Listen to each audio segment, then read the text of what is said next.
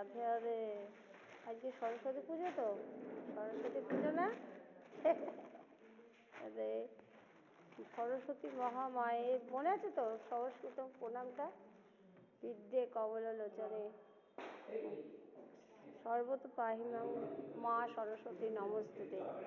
মা সরস্বতী আমাদেরকে বিদ্যা দান করছেন, বিদ্যা বুদ্ধি। তো মা সরস্বতী কি দিচ্ছেন? রাজবিদ্যা, অর্থাৎ যে বিদ্যা পেলে জীবের আর কোনো দুঃখ কষ্ট থাকে না, সেই রাজবিদ্যাই হচ্ছে এই রাধা কৃষ্ণ, রাধা কৃষ্ণ কথা, পিতামাতা বন্ধু সুহৃদ তাদের কথা, ভগবান ভক্ত ভগবানের কথা। তো জয় মা সরস্বতী, তুমি জ্ঞান বুদ্ধি দাও, আমরা যেন সেই মহা অমৃত পান করতে পারি, মহা অমৃত পান করে জীবন ধন্য করতে পারি। রাধে রাধে।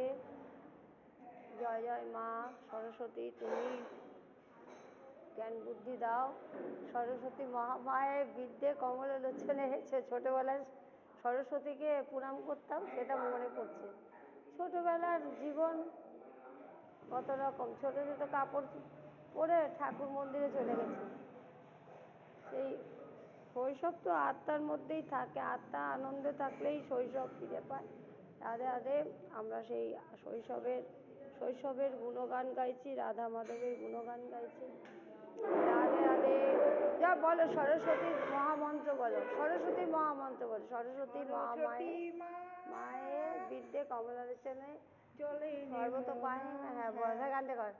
সর্বত পাহিমাং দেই মহালক্ষ্মী। দেখো দেখো দেখো, দেখলে তো? জলে ছিল পদ্ম ফুল নষ্ট করো না। হ্যাঁ হ্যাঁ, পদ্ম ফুলই তো মা সরস্বতী। ওনার হাঁস আছে জলে। তো আমরা যেটা বলছি, এখন আরতি হবে তো, ঝন্টুদা নেই তো আমরা সেই সরস্বতী মায়ের বন্দনা করি। সরস্বতী মা, রাধে রাধে।